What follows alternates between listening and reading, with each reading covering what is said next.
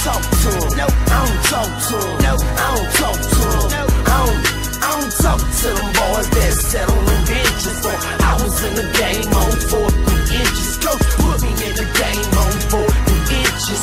Put me in the game on 4 inches. Coach put me in the game on 4 inches. And I'ma lead them boys at the line of scrimmage. Hi, sports fans. I'm William Carwell, and this is Nick Carwell, and this is the 4th and Inches Sports Broadcast Show. We are back in the Situation Room, which we had a situation with the Situation Room, so we are at an undisclosed location. This is the second week of college football. We're going to look back at the first week and all the scores, the opening week. We're going to talk about the results, some of the surprises, some of the upsets, and some of the disappointments.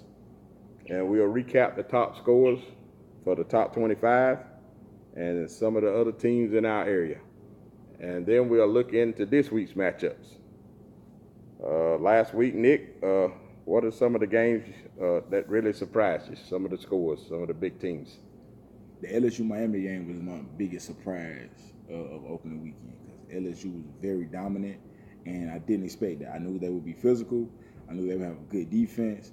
But Miami looked outclassed the entire game. And I didn't expect that at all. Coming out the season that they had, with the returning players that they had.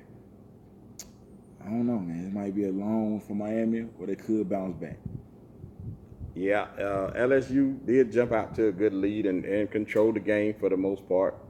Miami did sort of make a little comeback at the second half. But was that LSU taking their foot off the gas, or was Miami really gaining some footing?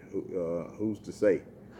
The next big game that Miami has will definitely be big for Mark Richt. He really needs to win some of these big games. Definitely. Because he came out of Georgia with the reputation of not stepping up. His team's not stepping up in the big moments. So Mark Richt and the Hurricanes really need to put their foot down and make a charge for that ACC championship this year. Definitely. Maryland defeated Texas 34-23. That was one of the best games of the weekend. But was it surprising though? It wasn't a shock either way. But Texas fans and their fan base, they really expect to beat a team like Maryland. They don't expect to lose to Maryland. They lost to Maryland last year, though. They don't expect. Not only did they lose to Maryland last year, Maryland went into Austin, Texas, and put 51 on the Longhorns. And that's why Texas fans does not expect to lose to Maryland. They expect to beat Maryland. So, with all the high school recruits in the state of Texas, all the high school being played in Texas, there's no excuse for Texas not having one of the top teams in the country year in and year out. And their fan base is, I don't know. They paid Tom Harmon a lot of money to come there. So let me ask you this then. With everything you just said, all the recruits and Texas with the football tradition that they have, Texas recruiting classes haven't been where Georgia, Clemson, Alabama, the Ohio States have been. How long do you expect Tom Herman to keep a job if that continues and you continue to lose to teams like Maryland? That's what I'm saying. You're going to have to get the recruits. You got to get those number one big time prospects in the state of Texas. There are so many there. There's no excuse for them not having them with the facilities they have and the financial backing. There's no reason they shouldn't. Definitely true. Okay, well, Michigan State defeated Utah State and was closer than most people think. It should have been 38-31. That was a little bit surprising with the score. It's Michigan State. They do that every year. They start slow, finish strong. I have to see them when they get into more of their conference play to really give a true assessment to how good they can be or how good they will, or maybe they were overhyped. Well, yeah, my take on the opening weekend is there's so many mismatches in the opening weekend of college football because college doesn't have a preseason, but that's the closest thing to a preseason. Right. It's Georgia playing Austin Peay, Alabama playing Louisville.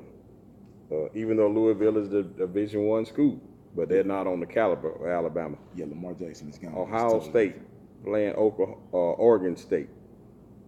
That's a warm-up. Oklahoma, Florida Atlantic. Those games, Here's a surprise. West Virginia demolished Tennessee 40-14.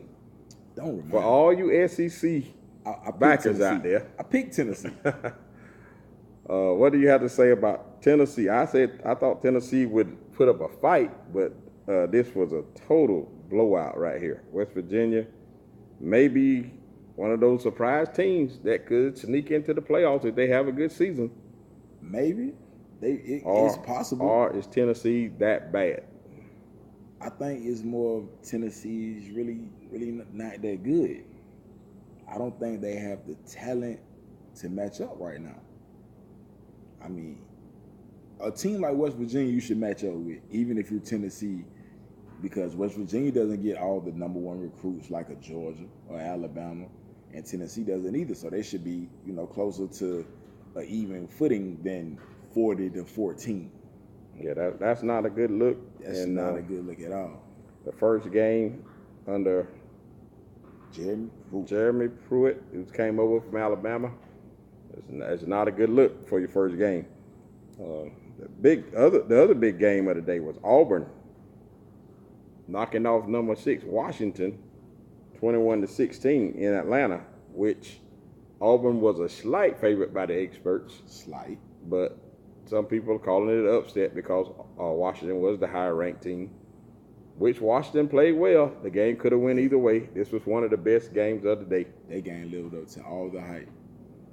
Washington is for real. Washington, I'm picking Washington to repeat as Pac-12 champion. Because I don't think nobody else in the Pac-12, I don't think they'll play another team on that schedule that's as good as Auburn. Well, on any given Saturday, USC and Stanford will have something to say about it. USC and Stanford play Saturday. They will have something to say about Washington, though, coming out of that. The Auburn game was definitely one of the best games of the day. I was impressed by Washington. Also, another big game of the day last week was Michigan and Notre Dame. Notre Dame took down Michigan, and Jim Harbaugh is sort of feeling a little heat now. Yeah, that's tough. He's now 1-6 versus the rivals, Ohio State, Michigan State, and Notre Dame. It's not good. It's not good at all. He's going to have to win one, if not two, of those other two games to keep his job. That's what I believe. Yeah, he's definitely going to have to at least, like you say, at least make a split with those two this year. And it can't be next year. The future is now for Michigan and Jim Harbaugh. Definitely. Time they have paid him a lot of money to come from the NFL to come there and take that program to new heights. And it just ain't happened. Well, he come there with a lot of buzz at the beginning, but now it's sort of fizzling out. So you got to get those wins in those big games. Did you know that Brady Hoke was fired? He was 28-12. Jim Harbaugh right now is 28-13. Yeah, I saw that. I'm just saying. So and he's 1-6. The heat is versus on. The rivals. The heat is on, definitely. The other big game, which we had to wait for Monday for this one, Virginia Tech and Florida State. The Hokies put a beat down on Florida State and may challenge Clemson in the ACC. That's a big may. It's a big might. They look good. Don't get me wrong. They look real good. But that was Florida State. And that wasn't the championship winning Florida State. That's a Florida State team coming off a 6-6 season. So, I don't know. We shall see. Well, they had their starting quarterback back. Yeah, but they need a starting offensive line to protect him. He running for his life the whole game. Virginia Tech dominated the game, dominated play, controlled the game all the way through. True. We'll take a short break, and then we'll come back and discuss the second week games, the big matchups for this. I don't talk to them boys that sat on the benches, so I was in the game. We're back in the Situation Room. We're going to discuss some of the big games from the second week of college football. Penn State, number 13, at Pittsburgh. Penn State is a 9-point favorite. They had a scare last week. They won in overtime against Appalachian State. What do you think about this one, Nick? I think it's interesting because it's become a rivalry. I mean, if it was before, I'm sorry, I wasn't aware. But I think Penn State, like you said, they had a scare last week. So I think they'll come out this week with a point to prove, and I believe they'll dominate this game. Penn State, I'm interested to watch this. Is Penn State not as good as everyone thinks? Are they going to come out and just take control of the game from the opening kick? Or is Pittsburgh going to hang around and do what App State couldn't do? Because they will have enough athletes to get it done if it stays that close. True. I think App State is a better team than Pitt. App State doesn't get a lot of credit, but they don't fear anybody. Ex Tennessee, ex Michigan. They will play the big teams and be in the game with them. Well, there's one thing about the Mountaineers. They are a well-coached team, and they recruit well in their area. What they do really well. Speed kills, and they have it everywhere. Also, we'll look at one of the smaller game matchups that won't be on everybody's radar. It's UMass at Georgia Southern, which is a local interest. The Eagles finally got back on the winning track. Of course, they were playing South Carolina State, a team that they should handle. And UMass, they also handled the team that they should handle. Last year, UMass beat up on Georgia Southern pretty bad up in Massachusetts. This year, they come into South Georgia, down to Natland, and I think things will be different. I do, too. I think Georgia Southern owes them from last year.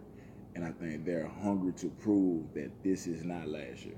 That their team will be better, they will win more games, and they're getting back to the Georgia Southern way. I think the Eagles will be a surprise in the Sun Belt. Number 2, Clemson at Texas A&M. Clemson is an early heavy 12-point favorite at A&M. This is interesting. Clemson traveling to Texas to take on Jimbo Fisher, the old nemesis, head coach at Florida State. What do you think about this matchup?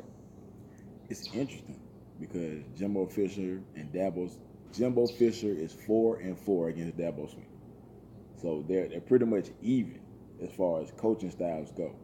The difference is this isn't Florida State. He doesn't have that type of talent. There is no Jameis Winston. Kellen Mond looked good last week. The running back was very impressive. He had, I believe, 20 carries and 240 yards. But it was against Northwestern State. Right. So can Texas A&M offensive line control the Clemson defensive line? If they can, the game will be interesting because both offenses can score. But it will ultimately be won in the trenches, as most games are in the Southeastern Conference. Yes, Texas A&M, Jimbo Fisher, I don't look for them to pull off the upset, but I look for them to keep it closer than the experts think, because Jimbo does know all about Clemson. He knows their ins and outs. He knows their run PO options. They like to run. They know their offense in and out, and I'm sure he'll have a few tricks for that Clemson defensive line and quick screens, draw plays. He'll have some the wide receiver screens, a lot of things that can affect that defensive line, and I think he'll make a game of it. I hope so. Okay, that'll get us to the last but not least, number 3, Georgia at South Carolina. All the bragging rights for the borderline states, and possibly the SEC East title could be decided early, the first game of the year. It's hard to believe that, but the team that wins this game definitely has a leg up on the rest of the competition. Definitely. I'm taking Georgia. Just too much talent. Will Muschamp is a great coach, He's going to have a good defense. They're going to be ready. It's not going to be an easy game. Jake Bentley is a legit quarterback. He's pretty good. But I just think Georgia is too talented, too deep. However, if there was to be a game for Georgia to lose this season, I feel like this would be one of those games with that young defense, the young secondary replacing all those starters. You're replacing 3 seniors in the secondary. And with a quarterback like Jake Bentley, he can make you pay. So it's going to be a tough game. They're going to be challenged. But I feel like Georgia's just too good to lose this game. The 3:30 kickoff time is definitely going to be a factor. It's going to be hot and humid at William Bryce Stadium. The Gamecocks, like Georgia, also had to replace a lot of starters on their defense. True. And Georgia has most of their offensive line back. Jake Fromm's back at the quarterback position. I think the game will be decided by the Georgia offensive line going against the smaller defensive line of South Carolina. Will Muschamp does a good job, has all respect in the world for what he does over there with his athletes. I think the game will be very close, a lot like Notre Dame game Georgia played at last year. Right. May come down to a Rodrigo Blankenship field goal or a couple of field goals. I think Georgia wins it. Too much talent, too much speed. That was an easy pick. Number 17, USC at number 10, Stanford. Should be the game of the week. This is another one like the Georgia-South Carolina game. The winner of this game pretty much takes the driver's seat of that division in the Pac-12, the Pac-12 South. I'm going to have to go with Stanford. I think Stanford is just going to be too physical with the offensive line and Bryce Love, and I think they'll eventually pull away in the fourth quarter and win. Well, Stanford is installed as a 5-point favorite. USC coming in, they had to replace Sam Darnold from last year. The Heisman favorite, or Heisman finalist from last year, Bryce Love, returns for Stanford at quarterback. Running back. They have, running back, Bryce Love. They have 9 starters back on offense. Right. 8 starters back on defense. Right. I cannot go against all that experience. At home, Stanford takes this in a close game. Should be a good one. And the Pac-12 should get some love after this. So let me ask you this thing. This is way down the line. Just briefly. If Stanford were to win this game, it sets you up potentially for a Stanford-Washington Pac-12 championship. Who would you take in that game and why? It's too early in the season to tell who's playing well at that time. I will have to see more from both of them as the season progresses. But right now, I like Stanford right now. Like Stanford? I like Stanford right now. I like Washington. Well, Washington has been tested so far. They already been tested. Stanford has to play pass their test this Saturday. True. Okay, that's about wraps it up for this week, and we'll catch you next week. We at an undisclosed location. This is the Situation Room, and we got a situation. Go Dogs.